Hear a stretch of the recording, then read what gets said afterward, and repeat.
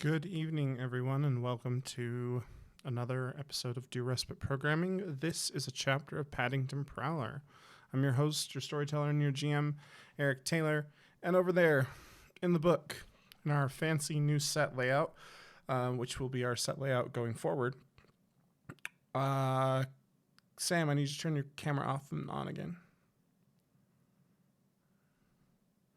All right, now you're where you go. Are wonderful people. And we'll start with the person who had to turn his camera off and on. Sam, how are you? Oh, good. I mean, I could play Amelia, and Katie can play Wayland. I feel like you all lack secret important information to make that happen. Yeah, we'll have to swap notes, which I suppose, okay. Just ruins the whole game. Yeah, just a little bit. Let's avoid that as a thing. Speaking of secrets, yeah, let's go. Speaking of secrets, it'll be time to play. Katie, how are you? I'm great. I'm here. I'm ready to play. You're very quiet. Ah, gosh. Dang it. You were not quiet 5 minutes ago. I don't know. I need a new mic. That's true. We started a Kickstarter, not a Kickstarter, a Patreon for that. But we'll talk about that in a minute. And Sarah, how are you? I'm doing good. Yeah. I'm excited to see how many more things we don't know about. Questions, so many questions. Also fair. And people who are going to learn at least an answer to one question today is Shawnee. Oh, it's about time I knew whether Constance was allergic to something.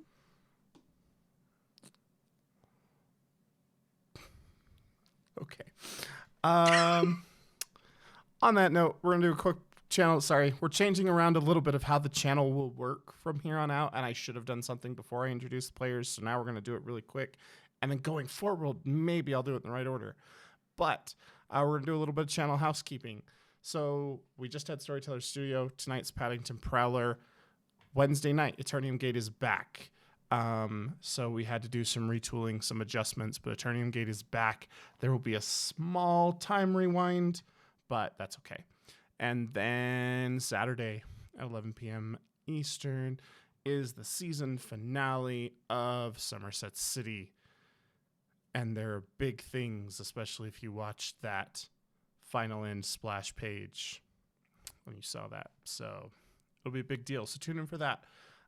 Also, we have retooled our Patreon because based upon some feedback that I've gotten via email and via Twitter and things like that, there are requests for podcast versions of our shows. So just audio only versions of our shows.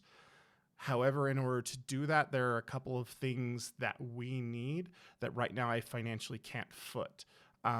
Which at least one of those is I need to get the cast, at least 4 of my cast members, upgraded in mic tier and all using the same mic on the same tier level.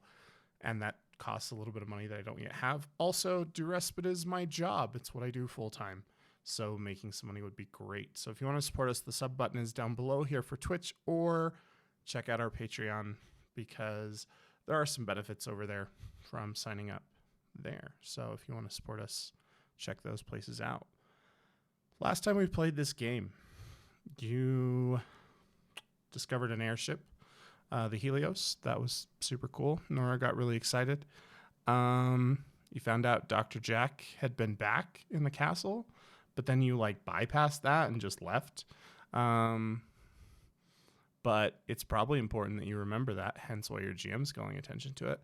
Also, you went off to Cairnclava to meet with the hag, who you found out was named Babette. And Constance went off on her own and made a deal with the hag that took place off headphones. It was a pretty substantial, hefty price that she paid to learn her name. And we left off with Babette having woven the spell to reveal who it was that was Constance's father. And if we remember correctly, Babette had in fact just bowed to Constance and called her Your Highness, which then broke Sam, which is still my favorite moment of last session, was Sam going. And it was great. And I watched it many times this week in moments of dark despair to feel better. Okay, so you're all sitting there in this hag's creepy hut, that strange orange glow coming up from a hole beneath a cauldron, heat radiating up in waves. There's no flame, just heat pouring out of this hole.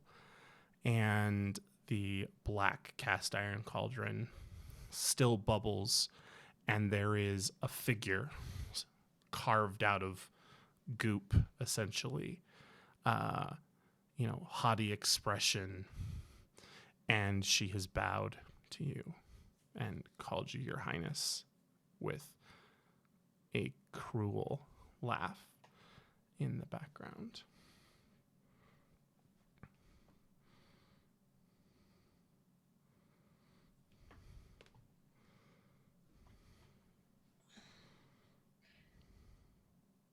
I paid to learn my name. And she nods. So you did, child.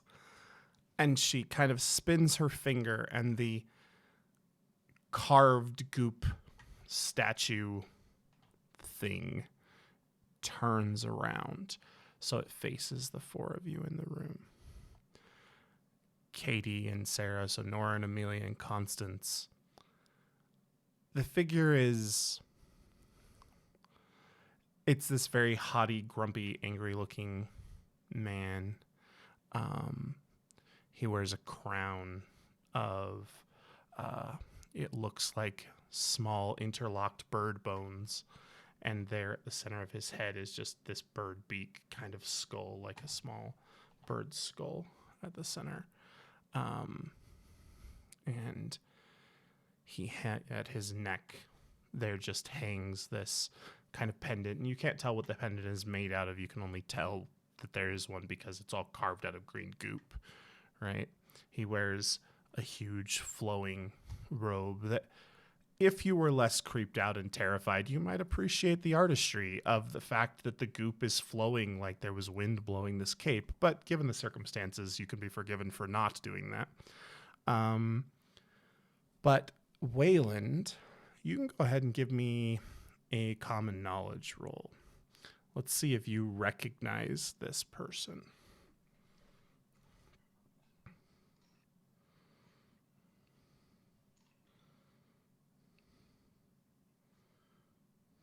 Uh, 11. You do, in fact, recognize this. This is Grumgully Bouldertooth, the king of the goblins. I'm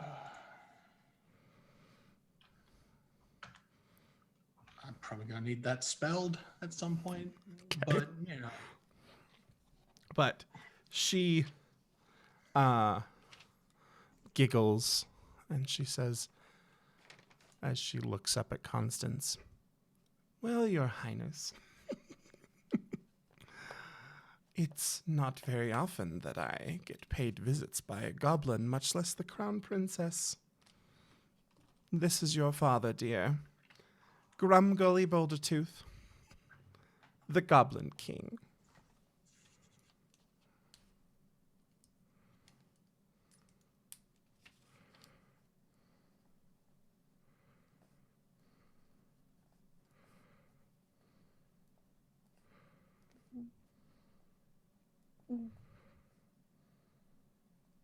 Why would I be with the Marleys? Well, that answer is actually quite simple, love. Both of the courts that your family, plural, are involved with are extremely distressed at present. And so, in the same way that heirs to one throne were hidden, it makes sense that Grumgully would hide the heirs to another.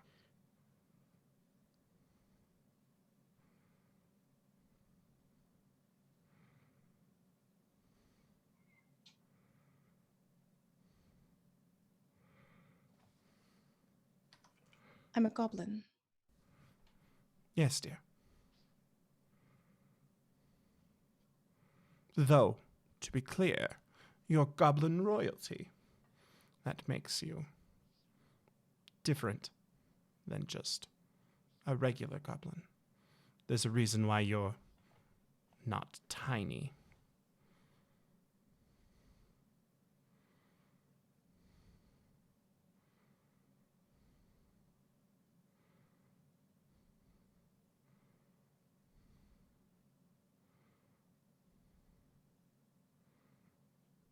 Wayland,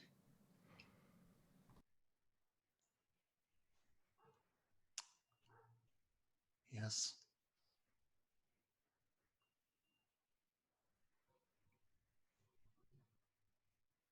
I'm confused.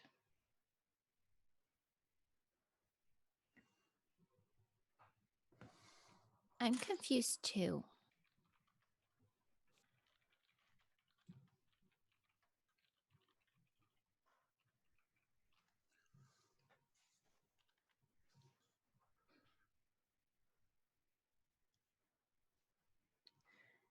Well, this is all new information to me.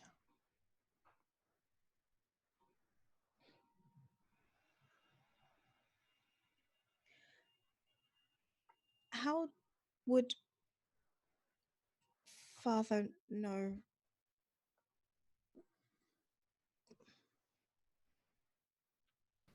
And Babette turns and stares at Wayland. Have you not told them? It is a conversation for the... not for here. On the airship. Less ears.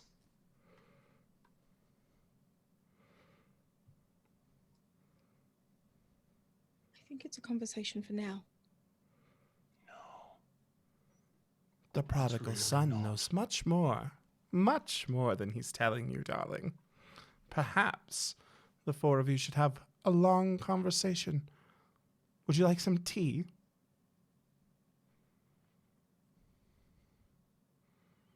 Constance just walks out.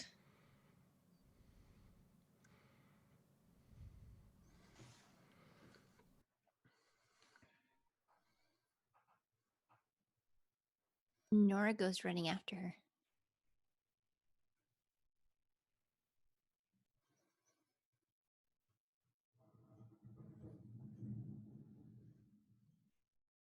Okay. You should go, Emily. Back to the airship. It's Amelia. You're virtually inaudible, Katie. No, can't hear me. Anything now?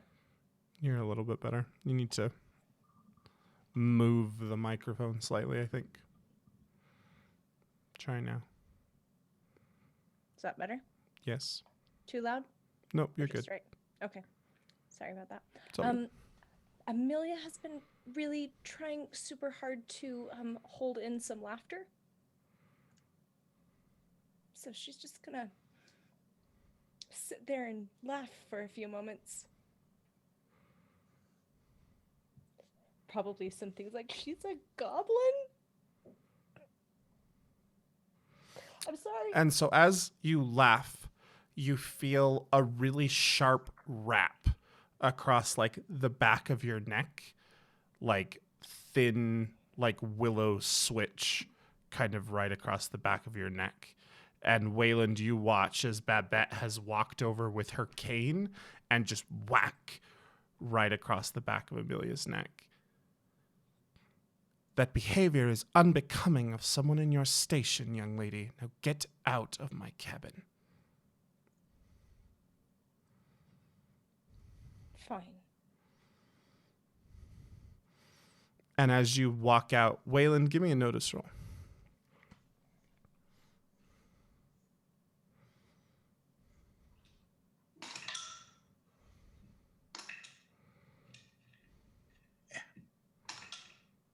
Nine.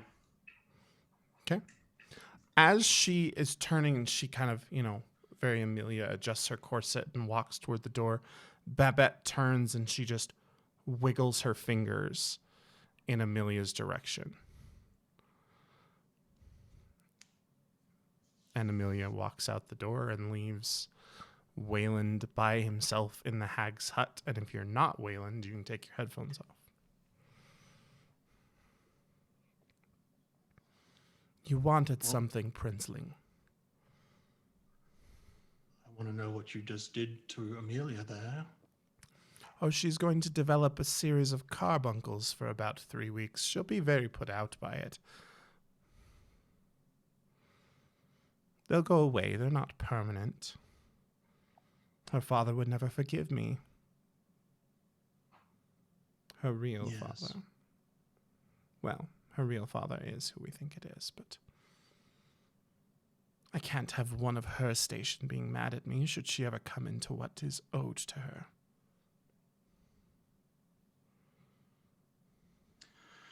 You have put all of them in a lot of danger.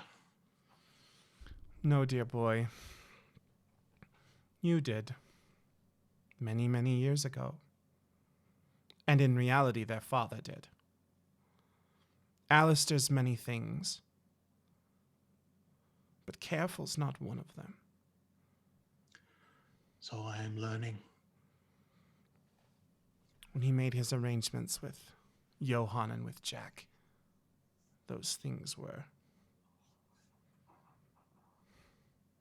The balance exists, and I understand that there are those who seek to disrupt it. But there's a reason why the Order has always been headed by supernaturals, not by 3 men.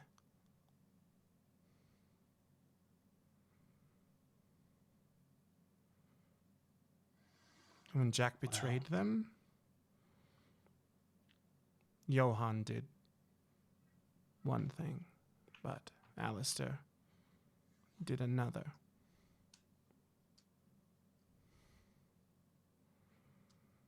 And unfortunately, I think he was the more foolish.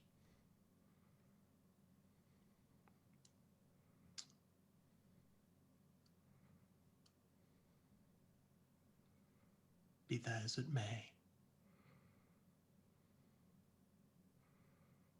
Those 3 have already gone through so much in the last few days, it doesn't help to add more so quickly. When So she walks yes. over, does Wayland have a beard at all? No. She reaches up and she grabs hair right next to Wayland's ear. And she just kind of starts to pull slightly. And it's hard enough to, like, be uncomfortable, right? And she's like, "Does this hurt, dear?" Somewhat. And then she's like, "And if I continue, it continues to hurt, no?" Sure. And then she yanks and pulls out this kind of big tuft of Wayland hair. And it does what yanking hair out does. It stings for a moment and then slowly fades away to that dull ache. Those girls are very important to whatever struggle it is you think you're having. If you choose to keep them in the dark, I think you're more dangerous than anything I tell them. They're not idiots. The one is a little bit vague, but... And then there's the princess herself, who is a lot smarter than she lets on.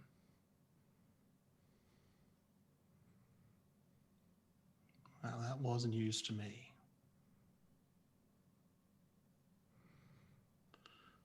Feels like this family gets more convoluted the more I learn. Blame Alistair. We'll get to that. I do have a bargain I'd like to make, though. Yes. I would like you to return whatever it is you took from Constance. What on earth would you pay for that? Well, I guess that's what we have to work out. And she rubs her hand over her warded chin, and she walks over and she sits down at the table and pushes a mug with her cane to the other end of the table. Then have a seat, my dear boy. I don't do business with people who don't drink tea. He just sits down and he sort of picks up the mug, and he just sort of, without breaking eye contact, just Mm-hmm.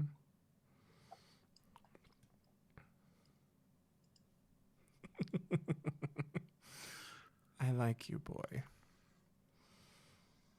So very well.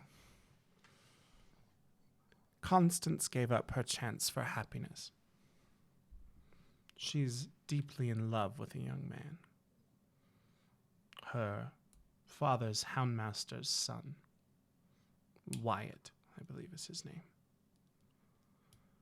And in exchange for the knowledge of who her father is and who she is, what she did was she took the depth of her feelings and she transferred them to her most bitter rival. And I saw to it that Wyatt would fall deeply in love with that girl and they would be successful and happy. It's quite the price to pay. yes, it is. And the cost of reversing that spell to me will be substantial. So you have to surpass her offer. I understand how it works.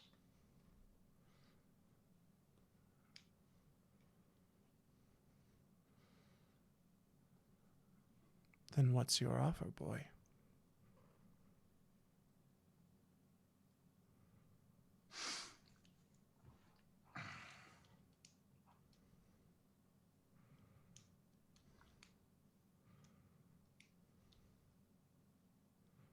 How would you like an eye? I see you're in need of one.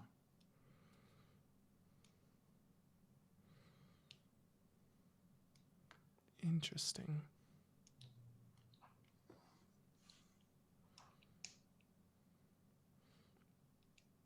I'll make you a counter, because an eye doesn't quite hit where I need it to be, but it is a good start. The eye covers Constance, but it doesn't cover the cost of the spell. Your sister, Taza. The two of you are close, no? Well, we were. Best friends, joined at the hip, all that kind of thing. Way back when, yes.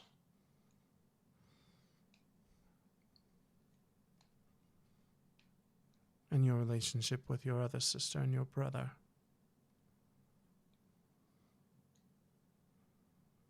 How would you describe those?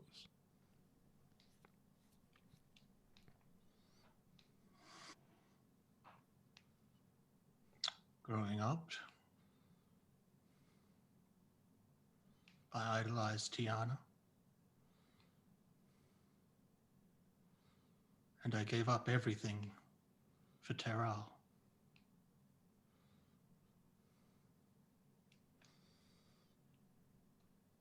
Here's what I propose, darling. I'll take your eye.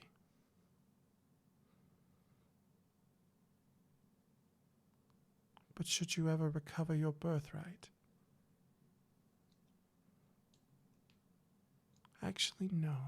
I don't want that. I don't want to rule your kingdom. That sounds awful.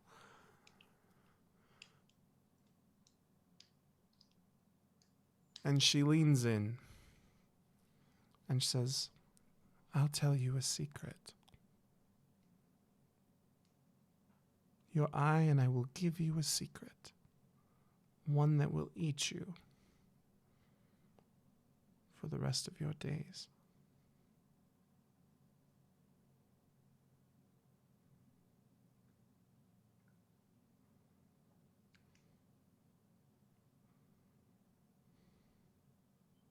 I I get proof that the payment has been returned. So that the And sisters she know. reaches up and she pulls down a book and she sets it down. The thing about this kind of contract is when I destroy it, it resets things as they were. Finding happiness with Wyatt will be up to her, not up to me. You're not paying for me to make them be together. You're paying for me to let them have their feelings. I know. Very well. And she reaches down and she picks up that bone knife that she had, that Constance cut her hair off with. And she slowly slides it down the side of the page. And she holds it up.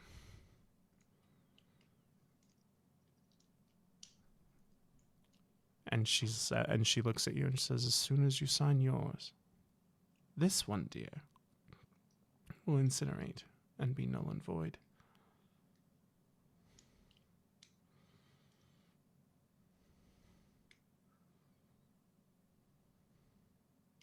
Then let me sign it. And she sits down and begins to write. And you watch as the contract she writes is quite long. It fills the front page, it fills the back, as it is very contingent upon any number of things. And she looks to you and she smiles. Very well. And she turns and slides it to you and pushes an inkwell that has a feathered skeleton quill coming out of it that you can see is barbed. And as you read through the contract, it says that in lieu of your sacrifice of your dominant eye, and in lieu of your sacrifice of receiving this cutting and detrimental secret, in exchange, the feelings of love that would have gone other places. You know, she outlines essentially that she will reverse and nullify the contract. But there's a line in there that you didn't catch before. A line in there that stands out, but you can tell in the way that it is written is contingent. And that line states that the sorrow that Constance would have felt for the rest of her life, Wayland will feel for the rest of his. And his is exponentially longer than hers.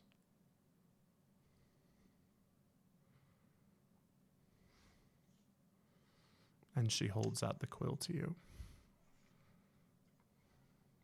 Yep.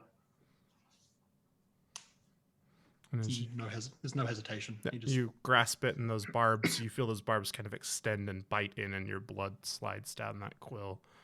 And you dip it into that ink pot, and there's that slight puff of smoke, and you sign your name. And you stare because you know you write Wayland Tolson. That's not what appears on that page. And it flashes in a puff of smoke, almost ingrained in that paper. No sooner have you written that than you smell burning. And it's not the burning of paper, it's definitely the burning of flesh, that charnel house reek. And as you glance over, you see that page with Constance's contract on it just go up in smoke. And then you feel yourself frozen, locked almost in place as though icy chains have wrapped around your wrists and your legs. And you feel that hot breath on your cheek, and you can smell that fetid stench in your nose as Babette leans in next to your ear. What Tyrell did, he did because your mother asked him to. And she leans out and smiles and snaps her fingers, and you find yourself sitting on the steps of the Helios all alone in the dark, with her ears echoing in your head, and you feel that massive, thick blanket of sorrow that Constance had carried the minute she left the hut drape itself over you and snuggle in like a coat you'll wear until you die.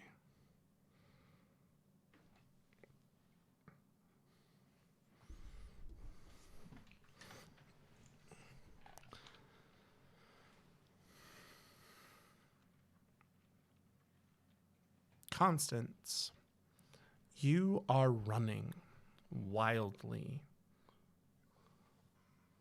through the forest. And you hear footsteps behind you. Those footsteps are keeping pace with you. And I need you to make a spirit roll.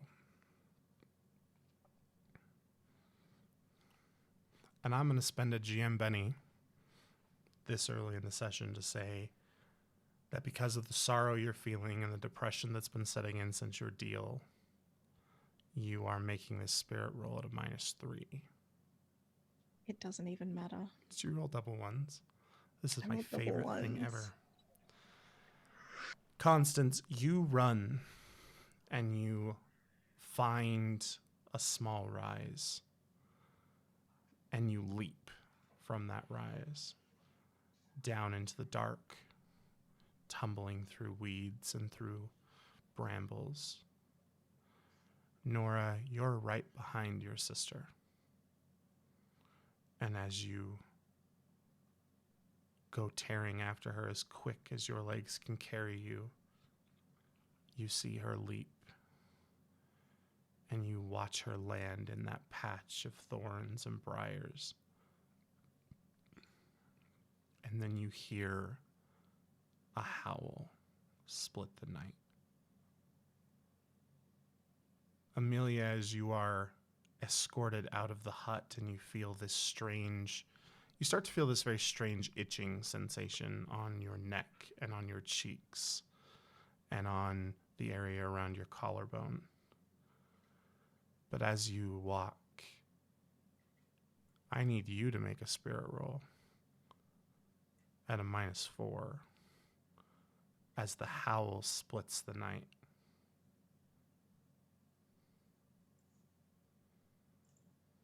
Well, I rolled a 4. So. Okay. And I'm going to say, and it's not something I say very often, but I am going to throw a GM Benny and say you can't Benny that roll. And as that howl cuts through the night, Amelia, you run. And you run as far and as fast and as hard as you know how. Your tears fly off your cheeks and dry almost immediately at the wind ripping along your face as you run. At some point you stumble, twisting your ankle, and you tumble to the ground in the mud, and your ankle won't support you. And Amelia, you curl up, knees to your chest, and weep beneath the overhang of a cairn at Clava, wishing deep down that a calmer, more gentle death will find you before your sister does. Nora, you stand atop that cairn and you watch as ripping its way up out of the bushes is a wolf with deep golden eyes. Not the wicked yellow that you saw in the forest, but pools of liquid gold. Silvery fur, lightly tinted with amethyst. That creature rends its way out of the corset and the skirts and stands in front of you, teeth bared, and howls at the sky.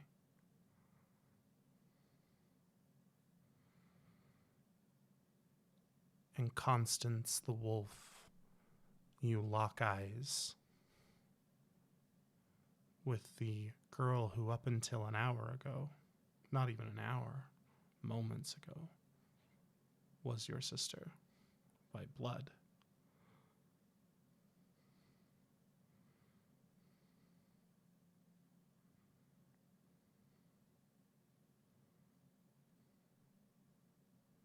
Constance, I don't care.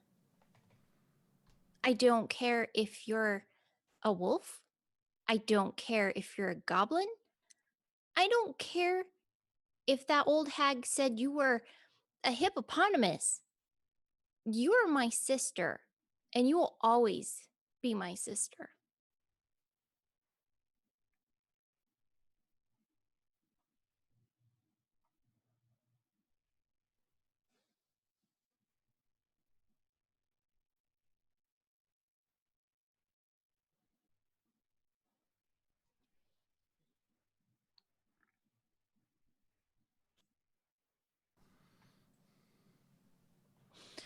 The only thing this changes is that now I don't know who's older. But when you're not a wolf, I'm still taller. Now quit running off without me because I'm also better armed and you're going to get hurt.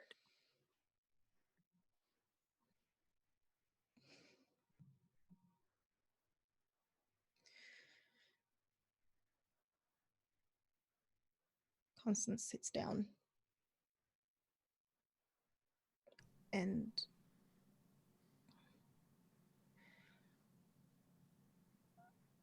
reaches out a hand. Give me a spirit roll. As another howl splits the night.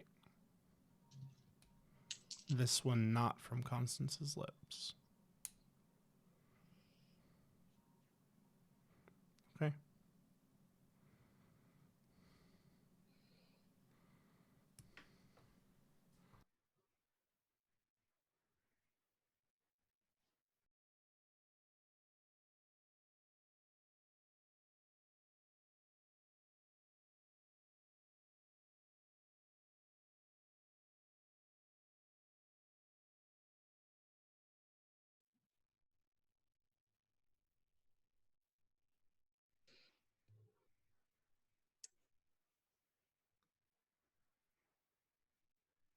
She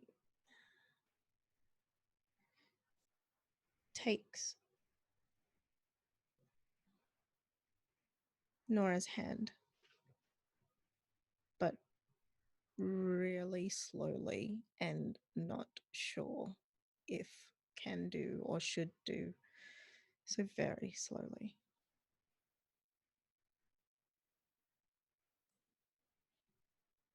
Nora gives you a gentle squeeze back with her hand.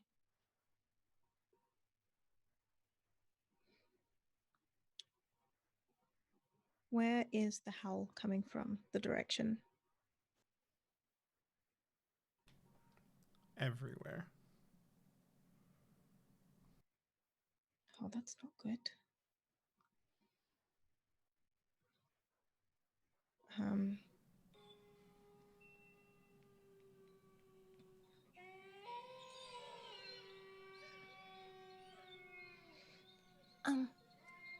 Constance, I think we need to go. I hope you're not hurt too bad from falling in those brambles, but I think we need to go. start running with Nora. As you run, that howl, which initially had called out almost in searching, in greeting, in longing, for a moment takes on a desperate sound, a sad sound, and then it is bitten off by a snarl. And the next howl thrums with rage.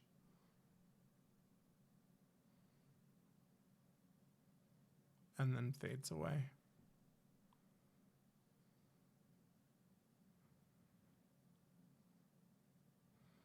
pair of you run. And then you stumble in your haste. And you hear a sharp yelp, followed by deep, deep, desperate sobbing. As Constance the wolf and Nora collapse over their weeping, sobbing, pathetically muddy dress and corset shredded by the brambles sister.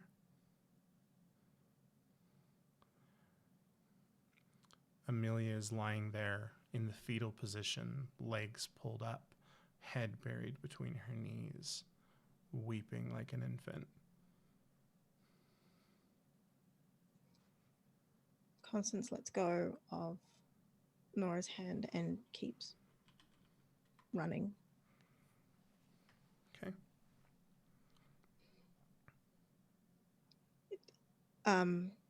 Not that far, just out of Amelia's sight. Okay.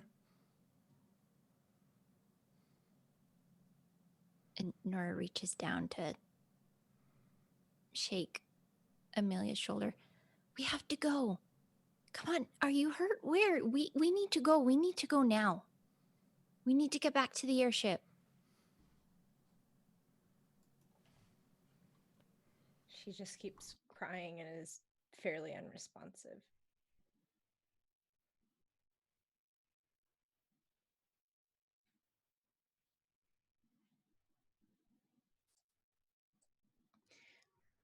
Can I smell wolves? Nope. Anywhere near? No. Okay. Good.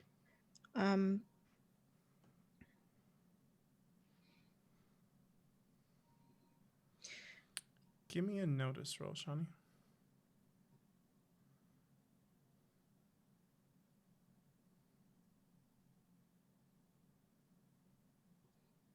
Spend a Benny. Okay. It's a 5. As you are kind of glancing out and you see Amelia there being non-responsive and you're sniffing for wolves, you feel an odd emotional sensation. Ever since the hag, ever since you signed your contract, you had this weight around your shoulders, this permanent gloom, this moroseness that just had wrapped itself around you almost like a second skin. And you feel it vanish.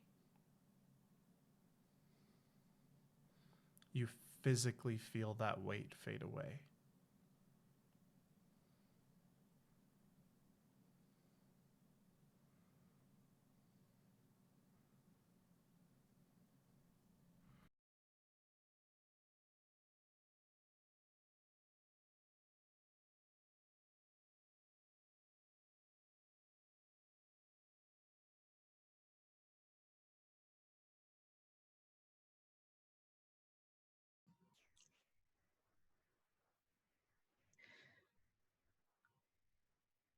How far are we from the hut?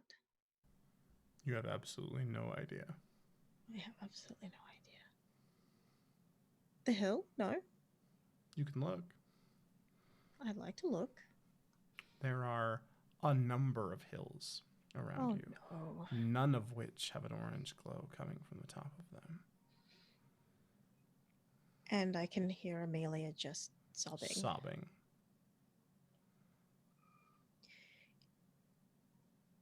In frustration, not anger, but frustration, I'm going to go pick her up. She's probably going to scream. I don't care. Pick her up and start heading towards the airship. Amelia, roll me shooting.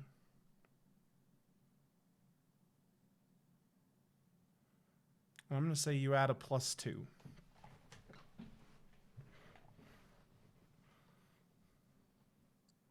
You get more accurate when you panic? Just asking. You get more accurate when your target's as freaking big as you are. That's fair.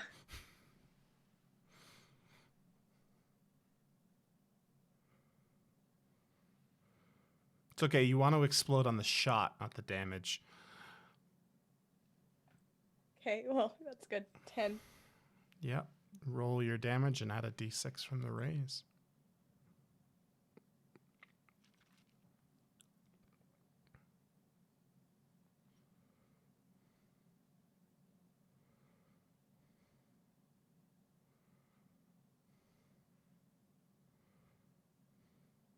Ten. What is Wolf Constance's toughness? 5. Okay. So as you reach down and you pick up your sister and you go to hoist her up onto your shoulder to walk, you hear a click and then you hear a crack and you reel back in pain as your sister shoots you. And then you feel that pain very intensely as you feel yourself shrinking. And Amelia, you had moments before been being held up by a large amethyst-tinted silver wolf with golden eyes. And now laying in the mud in front of you is the naked and bleeding form of your sister.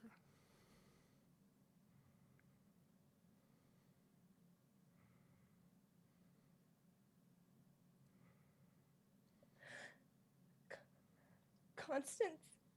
Give me a notice roll, Wayland.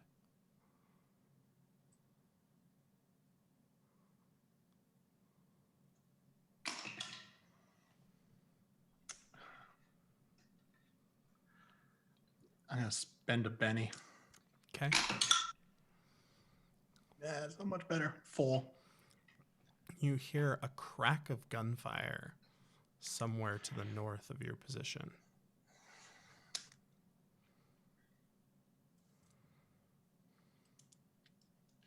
Do I have a sense of how far? Like roughly? It was close enough that you could hear the gun, and it wasn't a big gun. You've heard enough Derringers fired in your life. Yeah. Where did the shot hit? Center of mass.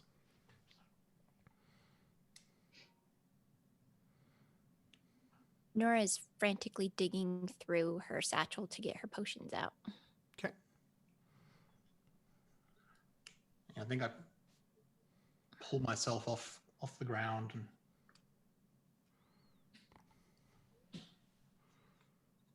Make try and head in that direction. Okay. Give me your roll, Sarah.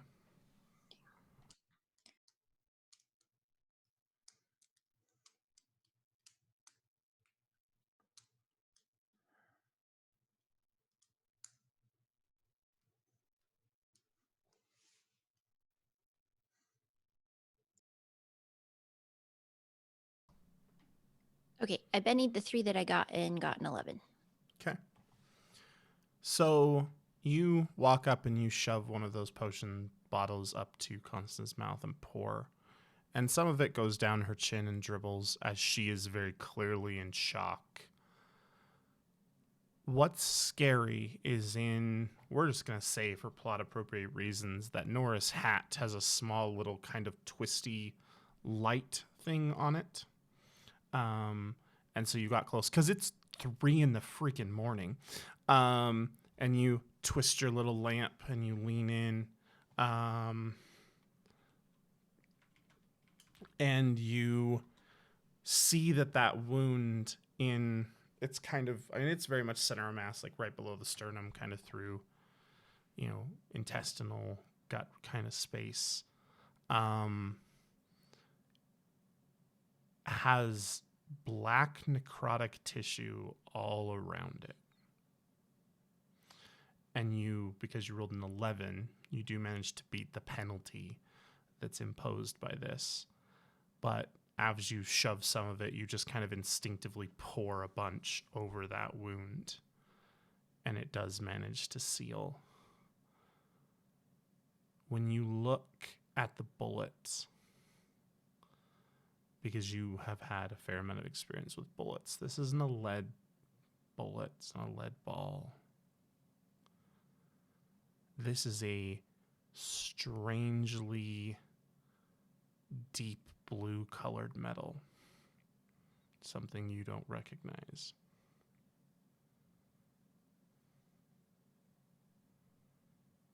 Amelia, where did you get this bullet from?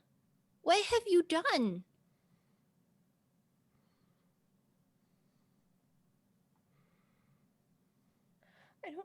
I don't know. I'm so sorry.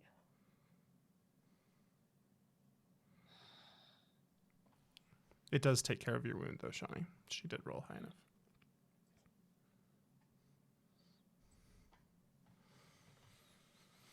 Amelia, you're still holding your gun and aiming it at your sister, by the way. Now, technically, both of them. Yeah, because Nora's going to put herself in front of while she's talking to Amelia.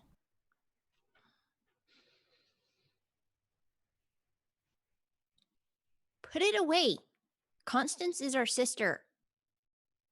I can't. She's gonna kill me. She might if you shoot her again. Put it away.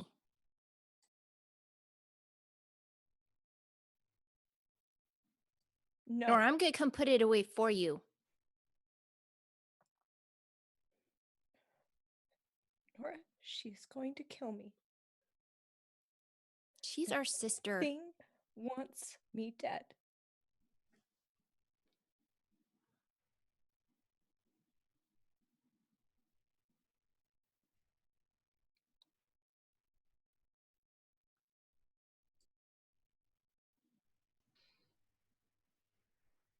She gets up and, naked as the day she was born, she's just walking to the airship. You have no Completely idea where ignoring the airship all of it. is. Walking in a random direction. Roll a d4. Okay. 1. Okay. Nora stands up naked. Not Nora, sorry. No, it does not. Constance stands up naked. Vomits. And then starts to walk off very slowly, very weakly. But walks off in a direction.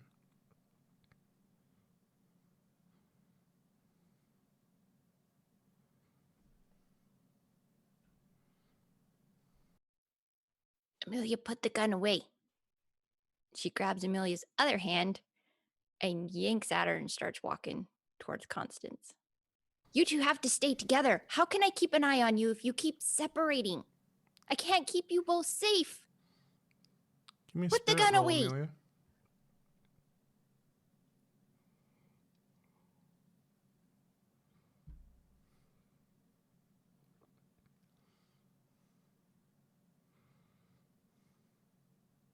Or Okay.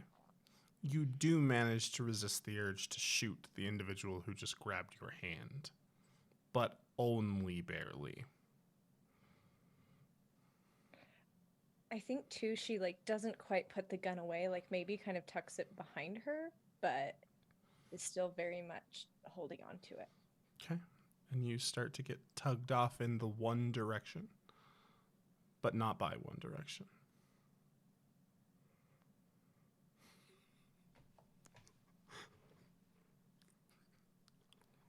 Wayland, you come upon, a few minutes later, not coming from the one direction, you come upon a very clear sign of a struggle. You come upon an expended bullet casing, which you're very adept at looking for, and you see blood.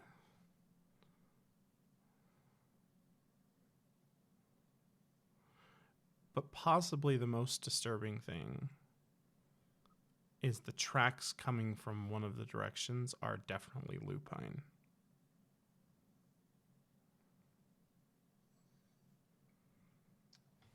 The uh, the track leading away, are they? I'm assuming, given that I haven't run into them, that they're just not going in the direction. They're not going in your direction. The tracks. So you essentially came in at a direction. You see tracks that come in one direction. They have lupine feet and they have regular feet. Then you see like massive writhed on the ground. It looks like there's just a giant snake there rolling around and making a mess. Or a hippo wallowing in a mud pit, maybe. Then you see a set of tracks going off and then 2 other sets of tracks following. And for plot appropriate get my party back together reasons, you can very clearly follow that set of 3 tracks. Blood? Which I- Yeah, and there is blood that goes in that direction. I will follow them at a decent pace, given that I can. Yep. I'm probably not as troubled by the dark as the rest of them. Troubled by other things. You're also more troubled by the dark now than you were 25 minutes ago. Sure, yeah, it's a new and exciting experience. It is. It's That's pretty not weird. the correct. That's not the correct description. But whatever. it probably is. Constance, you are walking away, and there is a dim orange glow that appears at the top of a hill. That wasn't there before. Mm-mm. It just sort of like as you're walking in that direction, you just see kind of this like.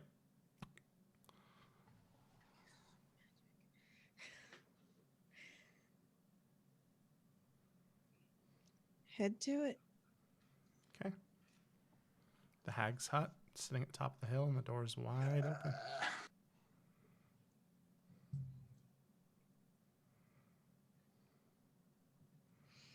You know what? I still want things. Let's just go straight back in. All right, you go in. No, that's not what. That's not. You said you go in. I do go in. But Okay. that's. You go in. Babette is standing there. And she's stirring the pot. There's a small little like pile of ash on the table next to the large contract book. And she looks up from her cauldron. You again? Why do you smell like blood?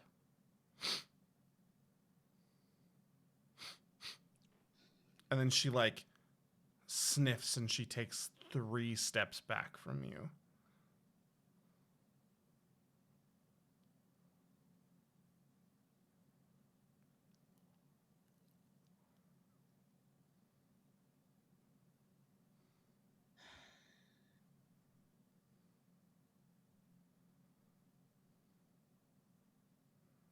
I assume this is going to be a regular thing. I hope not. I don't like you that much.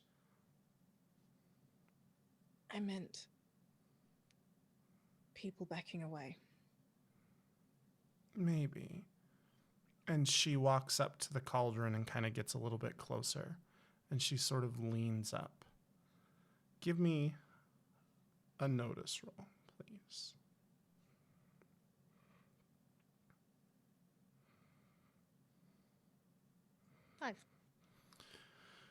So as she walks up, you kind of just crane your neck slightly.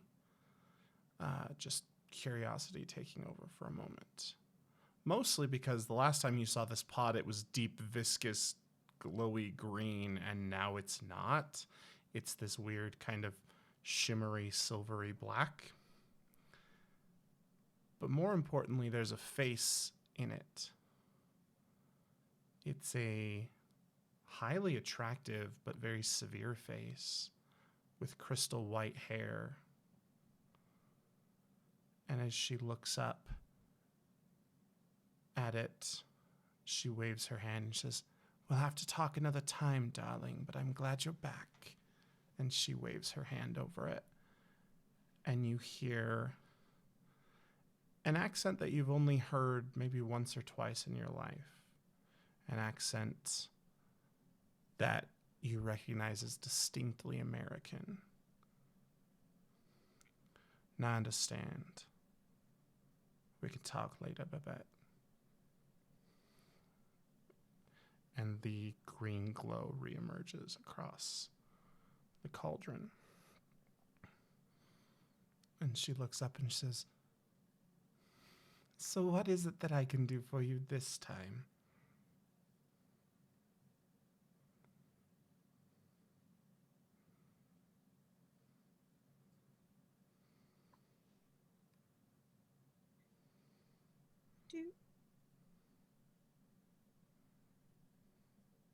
Am I supposed...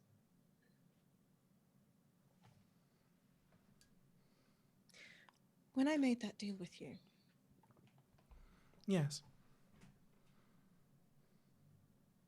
I felt something. Yes. Now I don't.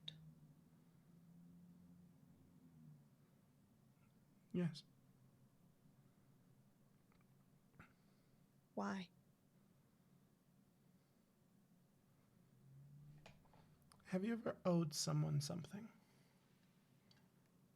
I imagine in your life taking out a loan has never really occurred to you, but did you ever do a favor for one of your sisters or ask for a favor, I suppose, from one of your sisters or from your brother? Brothers. And did you ever find that paying back that favor was a lot? And then find someone else stepped in and paid it back for you?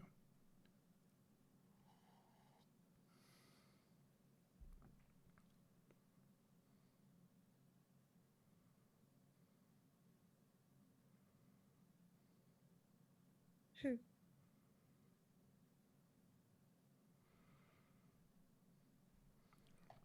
And she just takes a sip of her tea.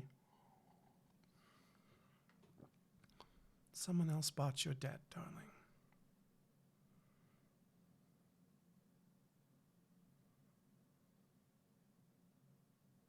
Who?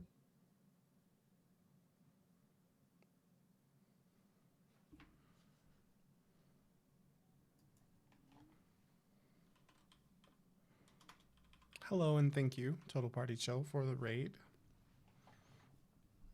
Good to see you. Hope you guys enjoy. If you want an answer to a question, dear, you know that you have to pay the price.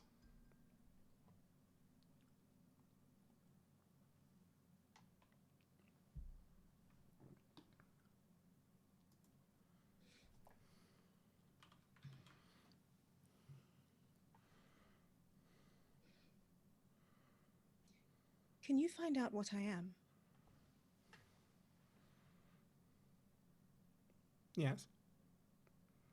Again, for a price. Yes.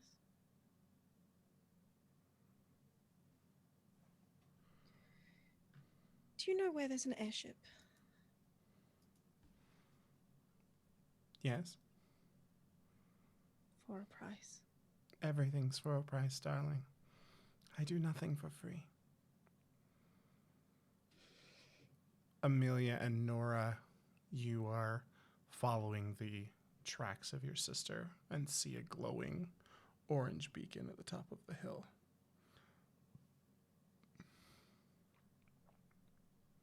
Going to keep following and dragging Amelia along behind her. Yep, you come up and you find the hag's hut door standing wide open. Is Amelia's ankle broken? Yes. Cool. She's covered in mud. She's gonna have to say something if she wants Nora to notice. Oh yeah, you keep hearing the sobbing and you just assume it's Amelia being a baby, right? You don't even remotely assume that, ow, this hurts. Like, it's just, stop being a baby. Yeah, that's exactly how that goes down. I Normally. like it.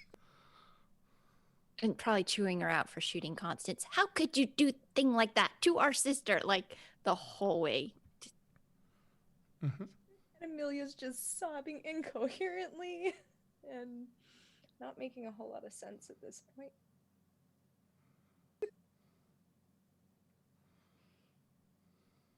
Okay, you guys enter and you hear the last words the hag spoke, which were, "Everything costs here, dear.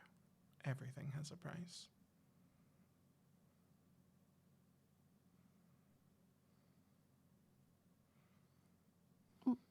What were you trying to buy this time, Constance? Way back to the airship.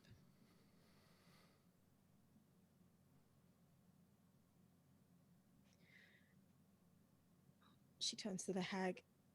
Would you happen... This isn't something that... I really don't... Do you have any clothes? For a price, dear. Everything. How much? I have some money in my bag. And she just kind of smiles at Nora and then laughs. And in that moment, she says, "It's very rare that the innocence of the clueless can truly be seen. I'll count that." And she reaches into a closet and she pulls out this robe, and like moths like fly up out of it, and it's super gross, but she holds it out to Constance. "It'll probably be a little bit short. Maybe you should switch with your sister. She's used to wearing things that show that much leg." And she smiles, and you hear that like of the teeth like straining against each other again.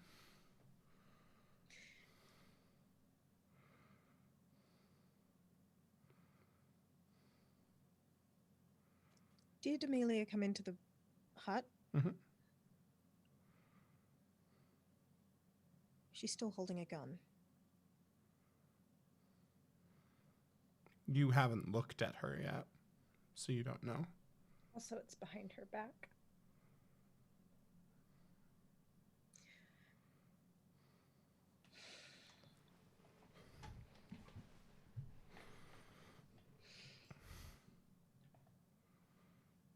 The last time you stood between me and an exit, you got thrown.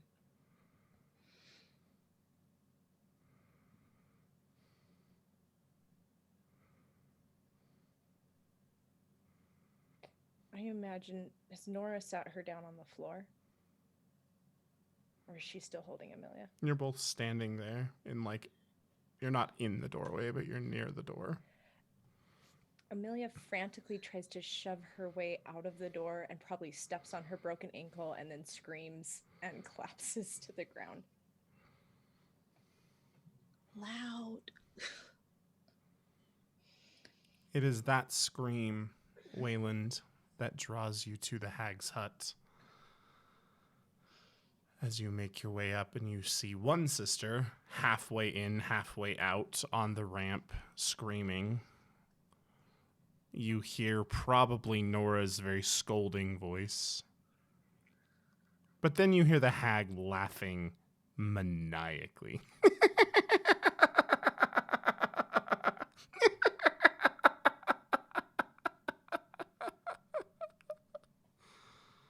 Yeah, it's the laugh that is the thing. It was like, I need to be there now.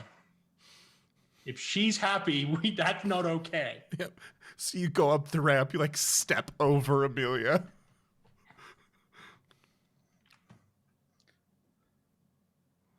Is it apparent that her ankle is broken? Like, I have healing skill. I know. Give me a notice roll. You guys are all fairly distracted at the moment, to be fair. 5. Oh yeah, it's totally facing the wrong direction. Oh, good God. Mostly probably after like this step on it, twist it, kind of fall down thing. Like it wasn't Yep. at the time. Yep.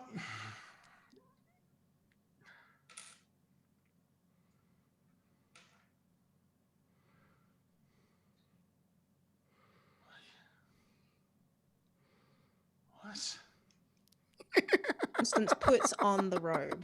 Amelia, what is your problem? I keep trying to ask you what your problem is. What is your problem? Her ankle is broken. Oh, the light's a lot better in here than it was outside, and she was covered in mud.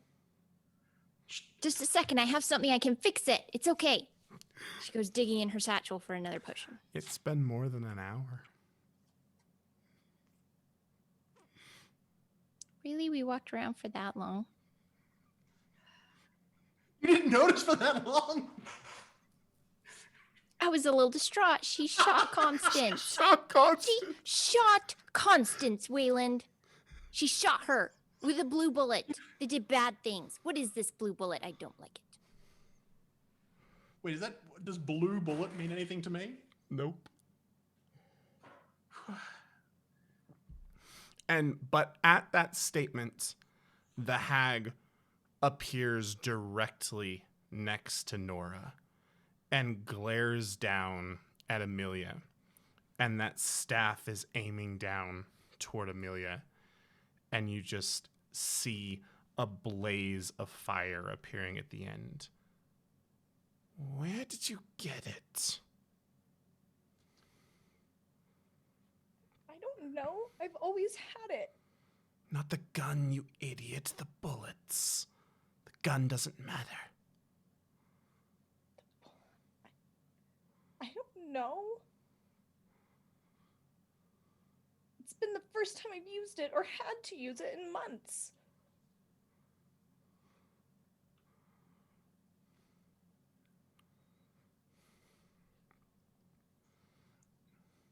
Get that out of her face.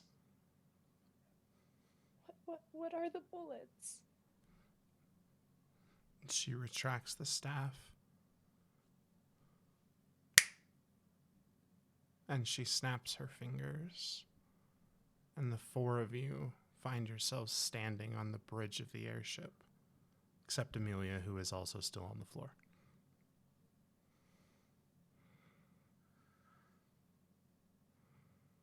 I don't like her.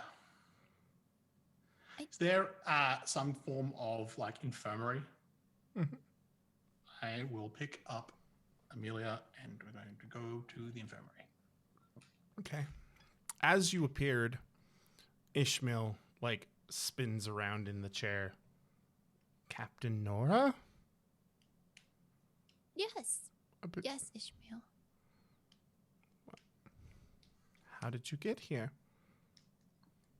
I don't know. Hmm. Things were going poorly. I see.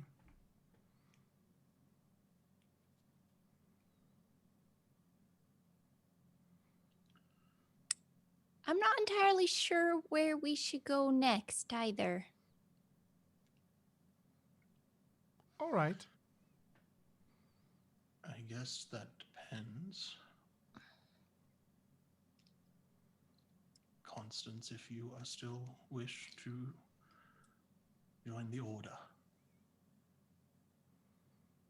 Your choice, of course, but right now I need to Give me help a Amelia. common knowledge roll, Wayland. Please keep asking me to roll the skills that I'm just fantastic at. Just so good. Oh, okay. Well, D4s explode. 6. They won't take her.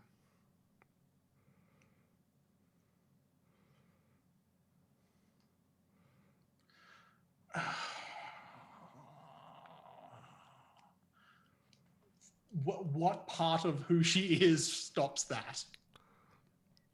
But they didn't know before. Oh, you would actually hazard a very firm guess that they were very well aware before, but it wasn't part of the information they had to give her, right? They only had to give her the first clause of denial, right?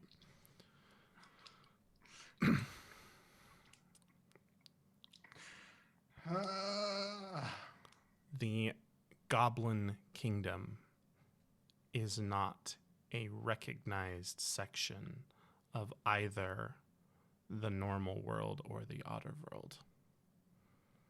They have declared their independence.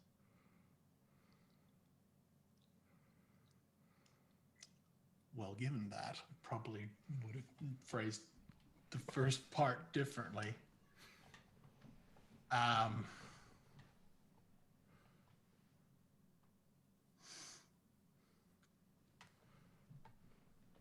The Veil Guardians are not going. They're not going to accept someone with goblin heritage. Goblins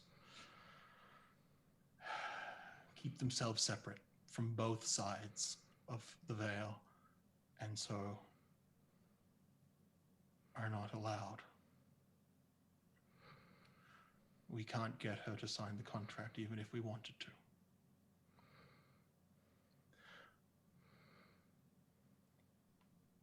Does being a goblin princess give her some protection from the order coming after her? Yeah. Yeah, that'll.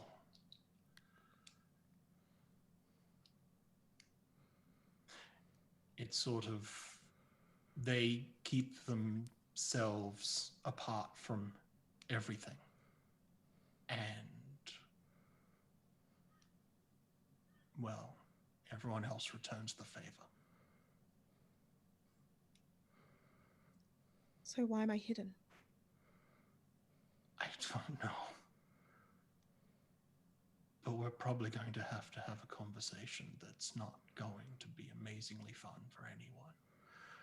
But as I said, right now, your sister's ankle is broken. Excuse me. At this Don't point, care. as Wayland is carrying her away, she starts just screaming and swearing between the pain and hearing about the contract. And it's like yelling at Wayland, I signed that contract, and it was pointless. Also, it's at this point that everyone who isn't Amelia notices as Amelia is being carried out that there are like red like boils all over Amelia's cheeks and on her neck and on her chest and down over like her collarbone. And they're just like massive red bubbly boils and carbuncles just all over Amelia. Probably also point out that Wayland looks terrible. Oh yeah, also Wayland looks like realized crap. may We haven't heard covered that. Yeah, as you're all sort of coming to, right? This is this moment of like, okay, we're not in the hag's hut. There's no fire staff. There's no death. There's no nothing. Wayland has blood all down one side of his face. It's probably Also- roughly bandaged at this point, but those bandages are soaked. Yeah, those bandages have a ton of blood. And there's just one of those like bandages that goes over like this chunk. And you can just see that the blood has come down out from underneath there. Also, he's missing a large patch of hair like right here. What happened to you?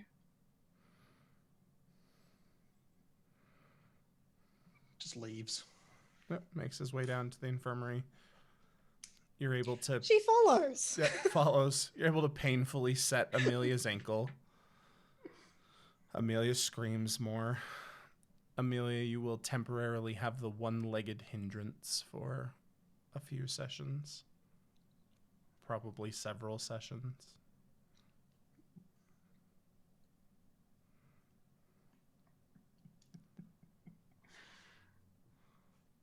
Okay, so Wayland, as you like set Amelia down, you're like setting it. We're trading secrets for hindrances. Yay! And you just Not have better. you just have Constance like yelling at you from the doorway. Meanwhile, Ishmael turns to Captain Nora. Captain, Yes, we Ishmael. probably don't want to be on the ground when morning comes.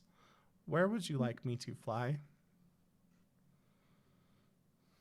Do you know where Nathaniel is? I believe the last time you spoke, he was in Transylvania, Germany, perhaps? I don't recall exactly. Do we have a way to get a hold of the order and find out if they know where he's at now? I can try from the air, but I reiterate, we really don't want to be here when morning comes. No, let's go up. Let's go up. I'm just trying to debate if we should fly that direction now or head back towards the castle. I will take us east and south-ish, as that will take us in the direction of both places. You will have a few hours to make a decision. That's perfect. Thank you, Ishmael. And you get that very telltale, like, clunking, clanking big rush of steam as he takes off. The other three of you, I assume Nora goes to find what all the yelling is about. She does. Amelia is still screaming, at least partially from having an ankle set without, any kind of medication except maybe some alcohol. Constance enjoys that. She doesn't smile, but just low-grade satisfaction. Constance finds sadistic satisfaction in her non-biological sister's pain. Wayland is being... She shot me! I know, I was there. I was there for the whole thing. Narrated it from beginning to end. I know what happened. The secrets are from you guys, not from me. I know everything. Meanwhile, Wayland, you're being yelled at by Constance. What happened to your face? Amelia, OMG, that effing hurts. Why the F are you doing that? Like, that particular stream of thing. Suddenly, it's like the ship is yelling at you as it takes off because the ship is really badly engineered, technically, because the infirmary and the engine room are like infirmary above engine room, so all the noise just comes up. Ooh. Not badly engineered, it's amazingly engineered, but from a ergonomic perspective, it's perhaps not the best. I was You going need to to say, hire Nora it. will take note of that for the next model. For the next model. As you come in, you're like, oh, wow, it's really noisy. That probably inhibits recovery. The engineer was great. The interior designer was awful. Awful. Okay. Take it away, Drama Crew 1.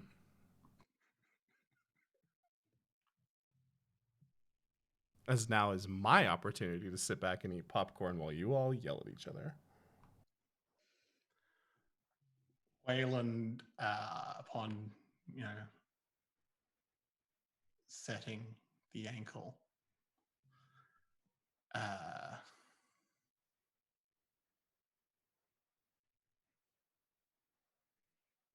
turns to Constance.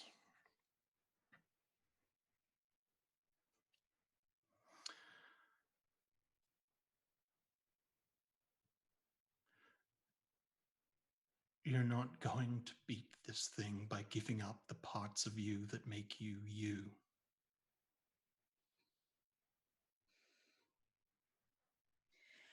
I'm sorry, which part of me are you talking about right now? The part that loves Wyatt.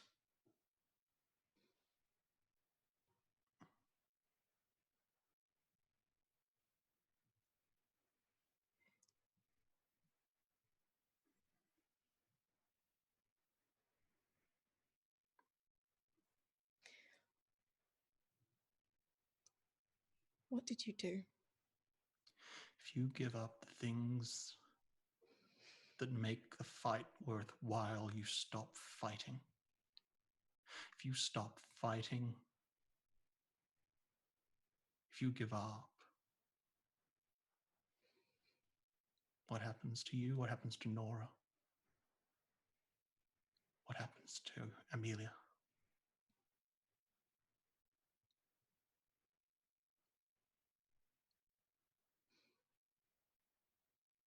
It's not worth the trade.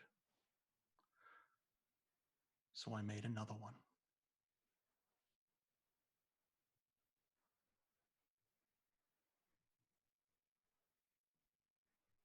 Because you have to keep fighting this. Well, not fighting. You just need to not give up. and having things worth the struggle. That's how you win.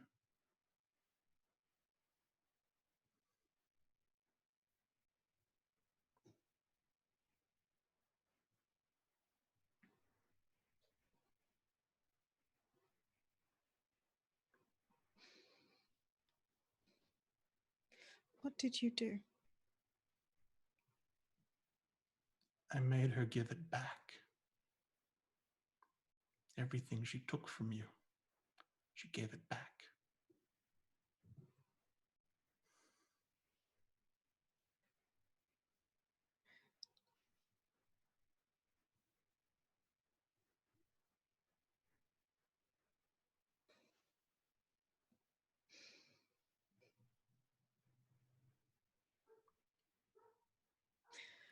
What did that cost?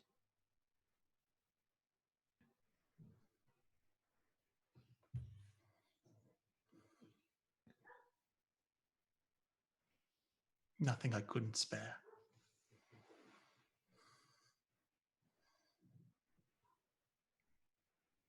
Though, to be honest, given, and I'm sure you're aware, that she appears to like to add just a little extra twist. Make it sting just a bit more.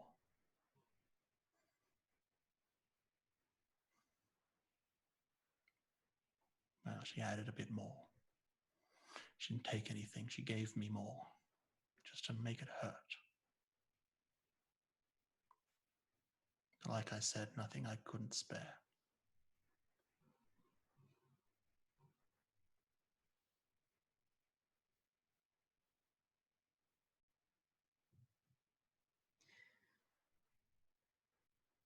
She hugs him.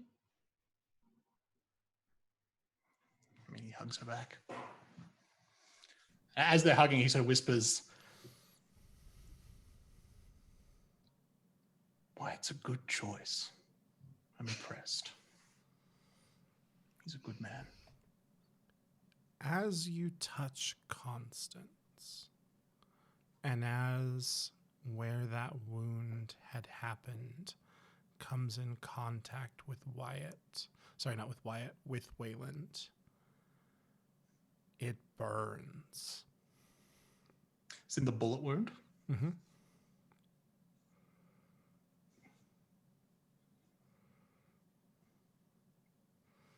It's just this, like, you know, when you touch something, there's like that one hot spot in something, like you just go, ooh. God.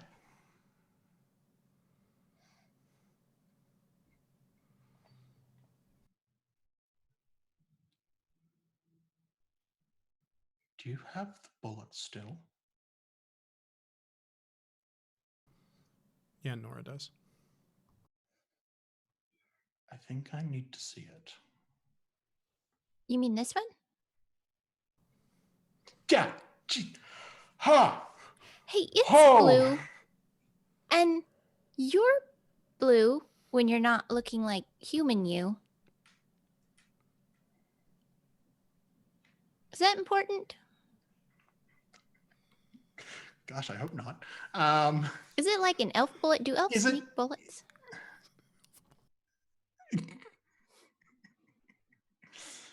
Oh, yeah, from the armories of the Alfheim. Upon seeing it, does that give me any better sense of... Not a thing, except a distinct sense of, and you don't know where it comes from, but you find yourself backing away from Nora very quickly. I find some I'm form actually of going to spend a GM Benny, and you like back up and like bang into Amelia's leg. Oh, why not? Let's just really just, yeah, let's just... And you just hear this. You know what? Amelia, she deserves all this. I know. It's fine. Stupid girl. Oh, Can I... I'll put We're it back gonna in my need a container pocket. for that, and I think we should look at the gun just to see if there's more. I don't know what that is, but it's not good. Well, Amelia holds her gun very tightly. how many shots does this particular Derringer have? 2. Just check the other bullet. I don't need you to give up the gun. She opens it up and checks it. It's a copper jacket with a deep blue head. She holds it up for you guys to see. Constance leaves the room. just standing outside because I've been shot once today. Let's just.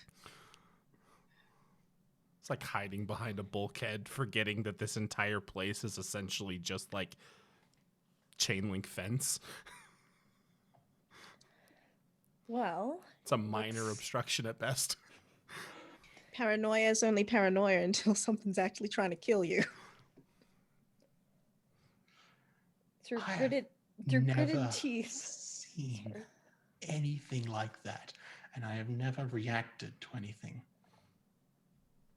I don't know what that is, but it terrifies me. There's only been one time in your entire life that you've had that level of existential terror, and that was in Piotr's lair.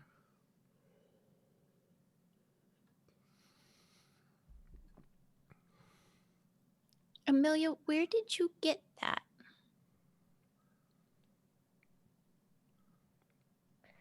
I told you I don't know. Did- I've always had the gun. Your I dad don't gave you the know- gun when he kicked you out.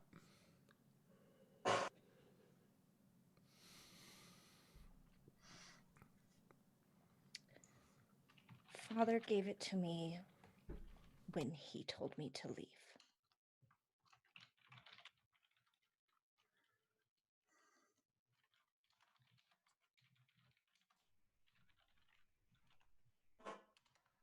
We need to have a talk with Father, I think. I You we think need he to have a intended you to talk, kill me Anita. with it? Oh, that's not just for you. That's not specific for you. That's just bad. He meant for her to kill elves too? Well, this is going to become a relevant distinction. I think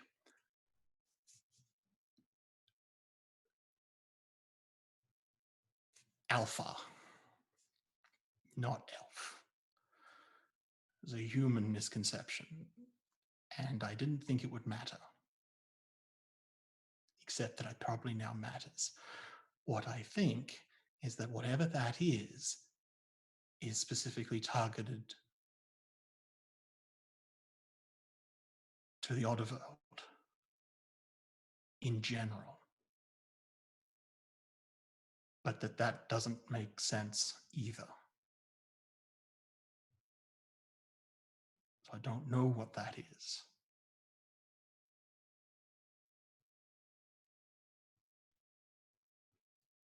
But Amelia, it's- oh, sorry. No, he's just trailing off. He's just like, Amelia just puts the bullet back in the gun and lays it on her chest, holding it nice and tight. You just remember, you don't shoot Constance, don't shoot Waylon, shoot the not a wolf in pants. We need to figure out how he keeps his pants on when he changes for Constance. That's another thing I need to work on. And a shirt of some kind. I would like to Constance. stay close. Constance, who is Wyatt and why don't I know about him? Oh, you know who Wyatt is. Well, they didn't say a last name. We probably maybe know more than one Wyatt, but like, who is this Wyatt?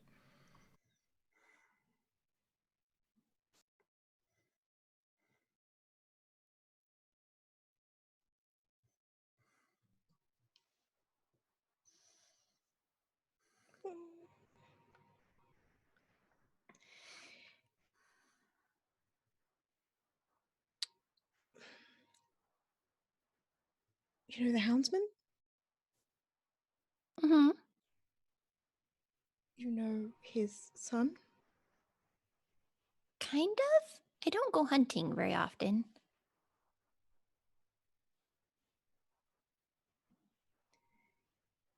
That's Wyatt.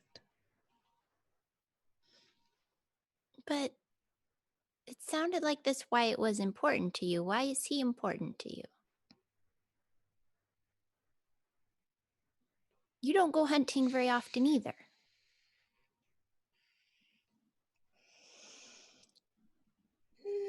Sarah, please write down that next Monday you start session with an additional Benny. From the bed, Amelia croaks. She's probably sleeping with him. Oh man. No, that's going too far. Mm-mm. Was going to just be like punch her out, but no, not doing it. She'd probably shoot you. Yeah, exactly. That was what stopped me. The gun stopped me. Look, the gun's a deterrent. It's perfect.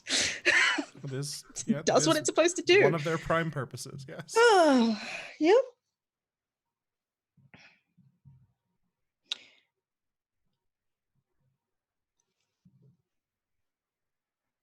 She's right.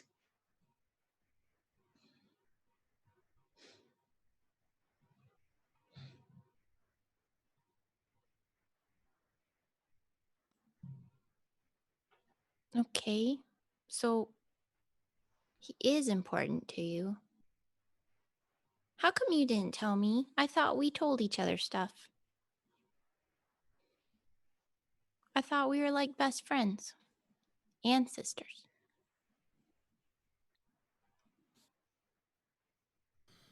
Yes, in a proper Victorian household. Hello, younger sister or older sister. I'm sleeping with a servant.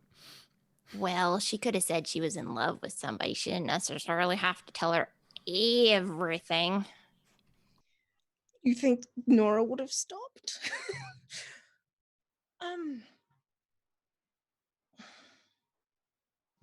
Well, I suppose it just sort of happened.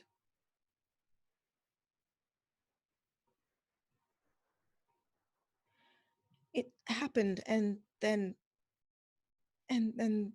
we were in love, and then but we can't, so it's not. I'm sorry.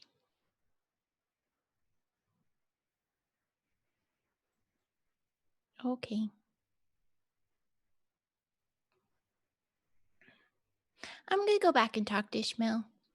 You two try not to kill each other anymore. Bye.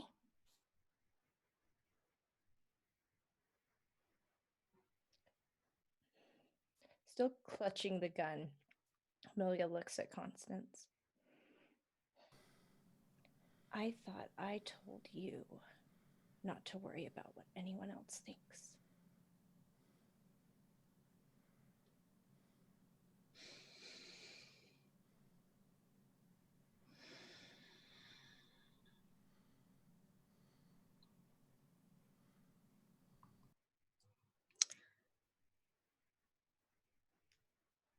I'm not you. Constance follows Nora.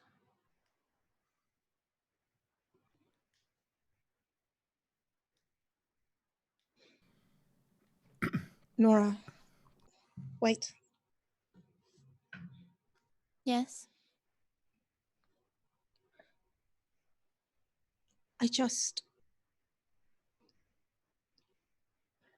When Emily left, we argued, and it wasn't supposed to happen. It just happened. And we talked, and I enjoyed talking to him, and it just happened. I didn't mean to hide him from you. It just happened.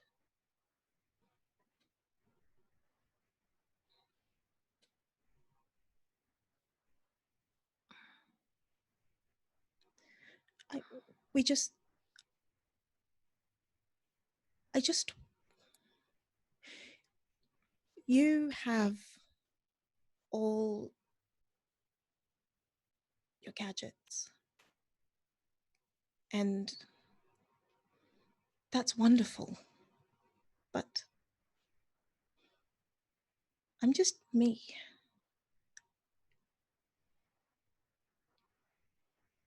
And I wanted something that was just mine.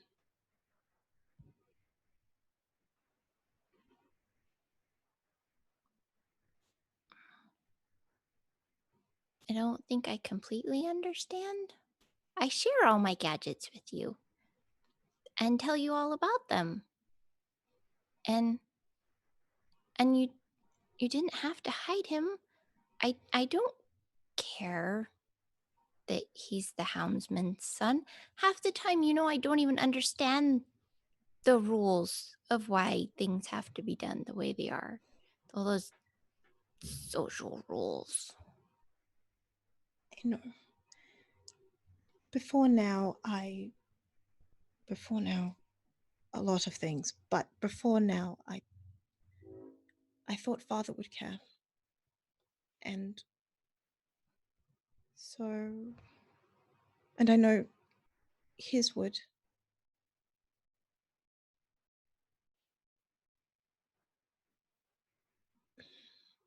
Social rules.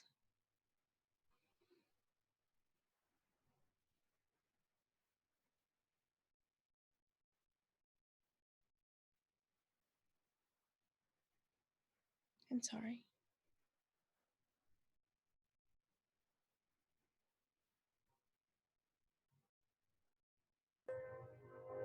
Okay.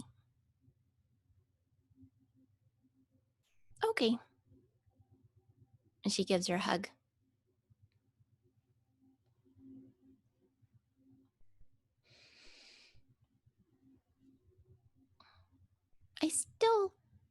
You're still my sister, and I still love you, and you're still my best friend. And if you like white, that is okay with me.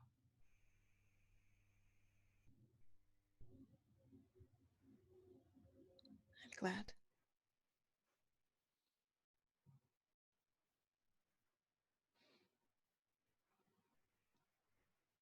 What's for breakfast?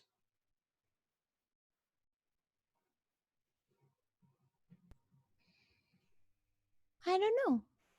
We can go look. Do you think Do there we? might be bacon or ham? Is it all going to taste like salt water again? That is really odd. Maybe we should ask Ishmael why that is. It doesn't seem right. Well, it only did that for Constance. It didn't do that for anyone else. Oh. Well, then never mind. Nora says, it tasted like what? It tasted fine to me.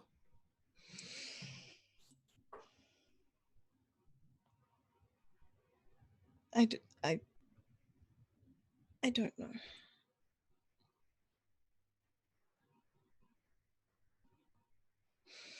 I just don't want to be shot anymore. And I want to eat a nice meal. And I want to know what a goblin is.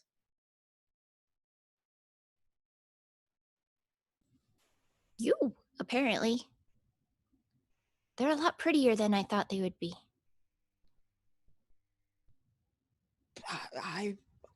Or do you think you do that thing like Waylon does, where you change?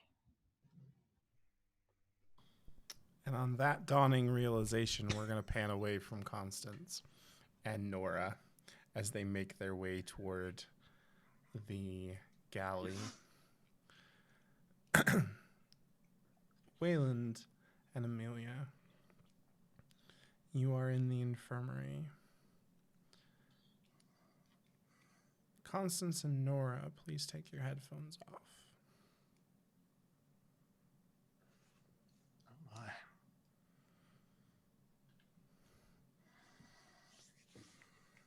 The room you're in which has till this point smelled like blood and mud and mothballs and other assorted negative smells, and always that oil and steam smell of the Helios.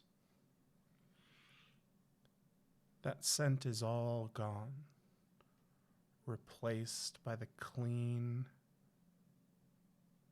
briny smell of sea air. A smell you know very, very well, Wayland. And you hear the light tapping of a hard-booted heel against the metal of the ship's floor. Somewhere off behind where you and Amelia are. Further back in the infirmary.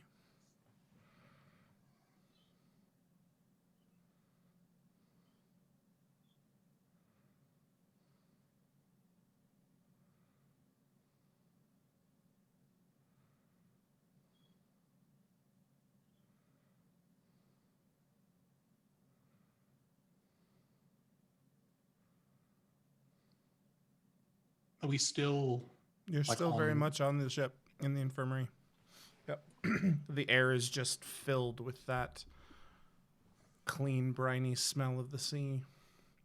And you just hear this tapping of, like, I guess more of a booted toe against the deck of the ship.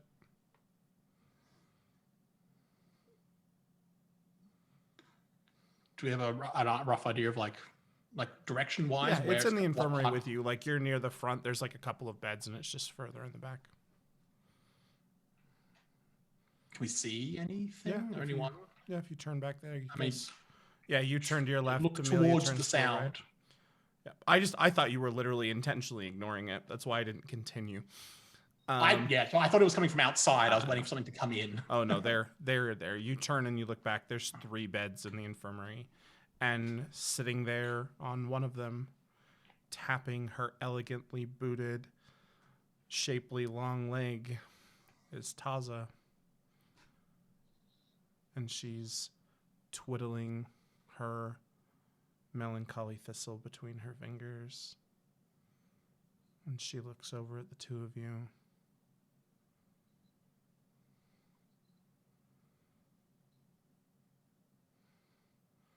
I'm a bit put out with you, brother mine. Well, I'm very sorry. Making deals with Babette is an interesting choice. And yet here we are. Amelia, I don't know if you've met. This is my sister, Taza. Taza, this is Amelia. Your Highness. And on that, we'll see you next week. Yup. Yup. Cool. It's fine. All right, everybody.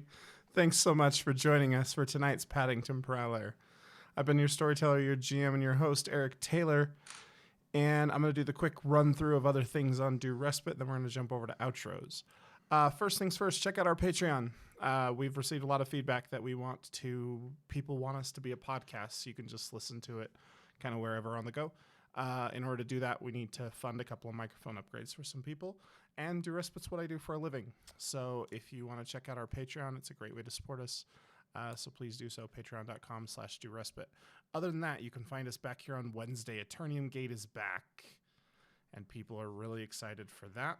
So come tune in 11 p.m. Eastern right here. And then Saturday, season finale, Somerset City. What's going to happen? It's all coming to a head. It's all built to this, 11 p.m. Eastern here on Saturday. Besides that, we're going to jump over to the players, get some outros really quick. Shawnee B. Hey. Yeah. Yeah, it's been a day. You can find me at ChantelB on Twitter. You can find me at wordswithcolor.com, which is my website where I tend to post blogs of things that happened in the session. Yep. You can find me tomorrow